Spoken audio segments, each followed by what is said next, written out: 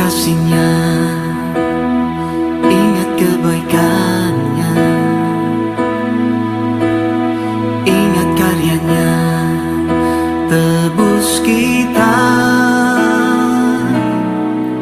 Setinggi langit membentang, begitulah kasih-Nya pada kita. Besar kasih-Nya pada kita. Ingat kasih-Nya, ingat kebaikan-Nya, ingat karya-Nya, tebus kita. Setinggi langit membentang, begitulah kasih-Nya pada kita. Besar kasih-Nya pada kita. Kan ku ingat kasih-Nya, kan ku ingat karya-Nya. Dia hapuskan segala dosaku, Dia menebus hidupku. Besar kasih-Nya pada kita.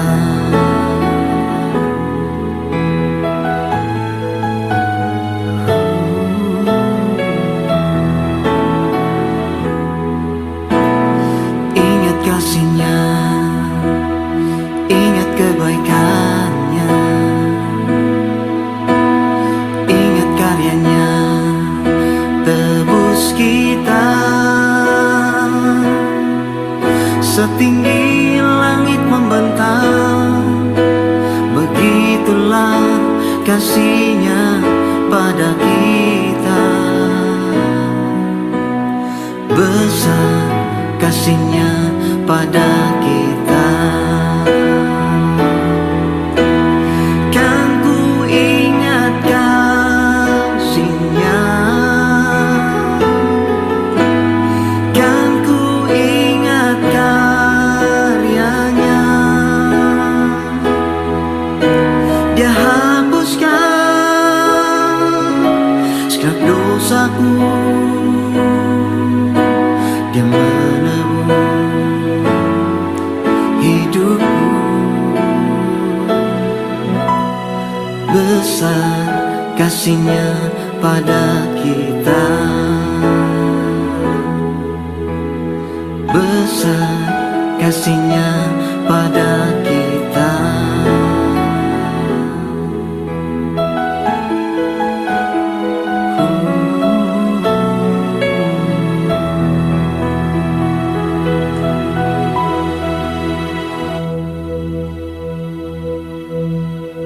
Haleluya, Shalom Bapak Ibu Saudara yang saya kasihi.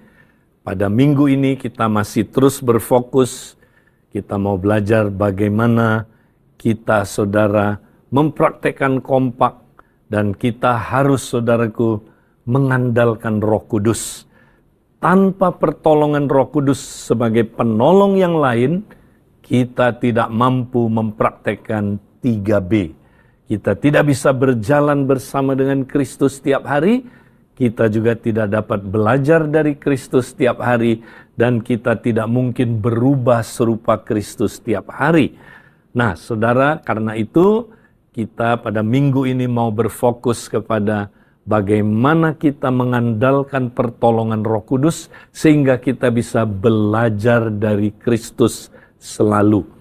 Nah, sejak saudaraku Roh Kudus berdiam di dalam kita, Roh Kudus itu adalah penolong yang lain atau guru, pendamping yang lain.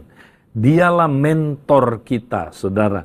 Ya, Roh Kudus itulah guru kehidupan kita. Nah, makanya saudara, kalau kita tiap hari dipenuhi dengan Roh Kudus, saudara, maka Dia, Roh Kudus, akan memimpin kita. Dan kemudian saudaraku, Dia akan saudara menjadi penolong kita yang mengajar kita. Demikian kata saudaraku Yohanes 14, saya bacakan ayat yang ke-25 sampai ayat yang ke-26. Semuanya ini kukatakan kepadamu selagi aku bersama-sama dengan kamu. Tetapi penghibur, yaitu Roh Kudus, yang akan diutus oleh Bapa dalam namaku, dialah yang akan mengajarkan segala sesuatu kepadamu dan akan mengingatkan kamu akan semua yang telah kukatakan kepadamu. Jadi Roh Kudus itu saudara diutus oleh Bapa dalam nama Tuhan Yesus. Dia itu akan mengajar kita, ya, mengajarkan segala sesuatu kepada kita. Nah, segala sesuatu di sini tentu tidak boleh ditafsirkan saudaraku tanpa konteksnya, ya. Segala sesuatu di sini tentunya berkaitan dengan, ya, apa yang telah Yesus katakan kepada rasul-rasulnya, kepada murid-muridnya. Jadi firman Tuhan, saudara, pengajaran-pengajaran Yesus, ya, itu saudara akan diingatkan oleh Roh Kudus kepada kita, saudara. Ya, Roh Kudus itulah saudaraku yang mengajar kita, ya, sehingga saudara kita bisa tiap hari saudaraku pemuritan dengan Tuhan Yesus. Ya, ingat saudaraku, pemuritan itu adalah apa? Kita pemuritan itu adalah saudara magang dengan Tuhan Yesus. Masih ingat seorang pemagang, saudara? Seorang pemagang itu adalah seseorang yang mengikuti seorang rabi atau guru, ya, dan dia belajar dari guru itu, saudara, sampai tamat pelajarannya, dia akan menjadi serupa dengan gurunya itu. Nah, karena itu, saudara, ya, itulah gambaran dari pemuritan. Ya, ketika seseorang mau jadi master chef misalnya, saudara, bagaimana dia belajar menjadi master chef? Dia mesti mengikuti seorang master chef. Lalu master chef itu membawa dia kemana, saudara? Ke dapur, ya. Karena belajarnya bukan seperti di kelas secara formal. Belajarnya langsung, saudara, ya, di lapangan, ya, dalam kehidupan sehari-hari. Di situ, saudaraku, ya, sang master chef akan mengajar muridnya ini bagaimana memasak. Ya, maka muridnya harus nonton dulu bagaimana, ya, master chefnya mempersiapkan materinya, ya, bagaimana dia memasak. Lalu saudaraku, muridnya ini, saudara, belajar di lapangan bagaimana memasak, ya. Nah, setelah dia belajar mengamati, kemudian dia harus praktek. Nah, sekarang master chefnya yang tuntun dia bagaimana dia mempraktekannya benar atau tidak, ya, dan dia kasih evaluasi apakah dia mempraktekannya dengan benar, ya, tepat seperti yang master chefnya ajarkan. Nah, kalau dia udah tamat, saudara, master chefnya akan salamin dia dan berkata, ya, selamat karena kamu telah, ya, tamat pelajarannya dan sekarang kamu menjadi serupa dengan saya. Nah, demikianlah, saudara, kalau kita menjadi murid Kristus itu kita mengikut Yesus, dialah guru kita, saudara, ya, rabi kita. Kita pemagangnya, kita belajar dengan pemagang kita, saudara, dan dia akan mengajar kita bagaimana kita bisa hidup serupa dengan dia. Nah, karena itu, saudara, Roh Kudus akan mengajarkan kita pengajaran dari Kristus, ya. Bagaimana Kristus, saudaraku, mengajar murid-muridnya dulu, ya, kita perlu, saudaraku, pahami pengajarannya Yesus. Ya, apa yang dia ajarkan? Ya, misalnya dalam Matius 5, 6, 7, itu adalah intisari yang sangat penting pengajaran Yesus. Nah, Jadi Yesus mengajarkan rasul-rasulnya, ditulis di dalam Injil, saudara. Nah, kita mesti baca itu, kita mesti renungkan itu. Ya, nah kalau kita baca, renungkan ajaran Yesus itu, nanti Roh Kudus, saudaraku, akan mengingatkan kita akan semua yang diajarkan oleh Yesus itu, saudara. Nah, itu fungsi Roh Kudus, mengingatkan kita. Ya, sehingga saudara, waktu kita menghidupi, ya, hidup di dunia ini, saudara, Roh Kudus, ya, dia mengingatkan kita. Ya, apa kata Yesus? Ya, kalau kita, saudara, dihina, direndahkan, ya, disakiti, ya, nah, Yesus mengajar kita bagaimana respon kita. Roh Kudus mengingatkan, sehingga saudara kita belajar terus, ya. Nah, bagaimana kalau kita, saudara, ya, menghadapi keluarga kita? Bagaimana seorang suami harus, saudara, memperlakukan istrinya? Ya, nah, Roh Kudus akan mengajar kita, saudara, dengan mengingatkan akan ajaran Kristus, ya, tentang hubungan, saudaraku, ya, suami dengan istrinya. Bagaimana hubungan istri dengan suaminya?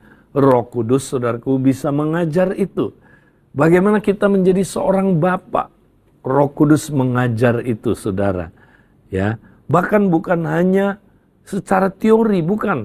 Waktu kita, ya, membapai keluarga kita, saudara. Di situ Roh Kudus akan mengajar kita. Ya, bagaimana kita tidak menyakiti hati anak-anak kita. Roh Kudus mengajar kita, saudara. Ya, bagaimana kita membapai anak-anak kita, ya, dari sejak kecil. Kemudian, saudara, bukan hanya sampai di situ, ya. Bagaimana kalau ada luka, ya, di dalam, saudara, keluarga kita? Bagaimana kita, saudaraku, bisa datang kepada Kristus, ya, Sang Penasehat ajaib itu, untuk menemukan saudaraku, nasihat-nasihat yang ajaib, bahkan kesembuhan, pemulihan dari luka-luka yang dalam. Roh Kudus bisa, saudaraku, mengajarkan kita. Jadi, saudara, ini dia, ya, pentingnya kita dipenuhi Roh Kudus, berjalan dipimpin Roh Kudus setiap hari, sehingga kita bisa terus, saudaraku, dari situ mendapat pengajaran-pengajaran dari Kristus. Ingat, saudara, ya, Kristus mengajar kita melalui firman-Nya, saudara. Dan itu, ya, Roh Kudus yang menolong kita, mengingatkan kita akan ajaran-ajarannya, ya. Dan bukan hanya itu, saudara, Roh Kudus juga memampukan kita untuk kita bisa taat sama pengajaran Kristus, saudara. Ya, nah, ini penting.